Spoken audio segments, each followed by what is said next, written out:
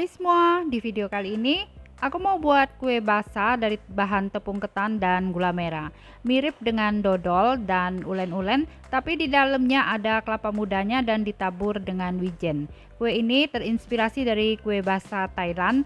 Rasanya enak banget karena ada kelapa mudanya dan manisnya juga pas. Yuk simak videonya, nonton sampai selesai ya.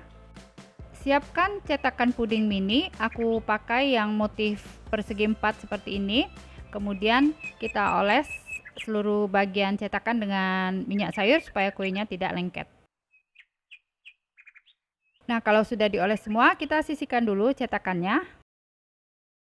Sekarang kita siapkan panci, kemudian masukkan 300 gram gula merah yang sudah dipotong kecil-kecil. Kemudian tambahkan 4 sendok makan gula pasir.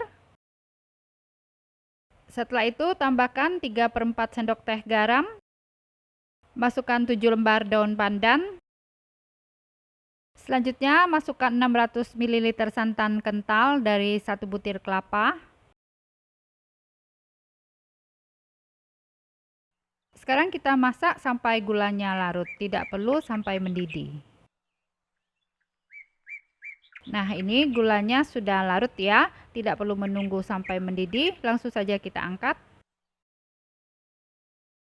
Nah, ini kita diamkan ya sampai suhu ruang. Selanjutnya kita siapkan mangkok untuk mencampur adonan, kemudian masukkan 500 gram tepung ketan.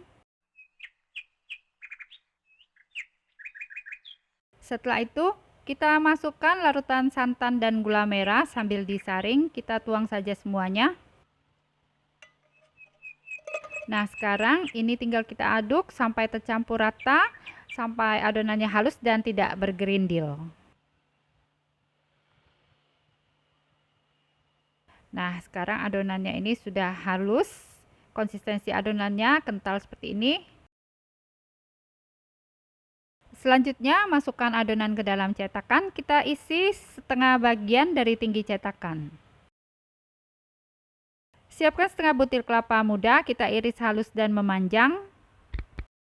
Kemudian kita tambahkan topping kelapa muda di atas adonan kue seperti ini. Kita isi adonan kue setengah bagian dari tinggi cetakan, kemudian tambahkan topping kelapa muda. Nah, kalau sudah diisi semua, sekarang kita ke proses berikutnya. Kita panaskan panci kukusan sebelumnya, kemudian masukkan kue. Kita kukus kue selama 25 menit dengan api sedang. Nah, setelah dikukus selama 25 menit, sekarang kita angkat kuenya.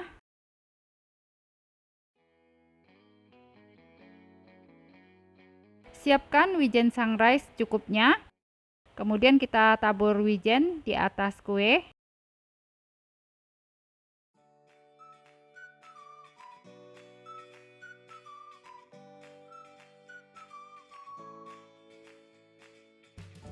Nah, setelah kuenya tidak begitu panas lagi, sekarang kita buka, kita keluarkan dari cetakan. Nah, seperti ini hasil kuenya, tampilannya cantik dan menggugah selera.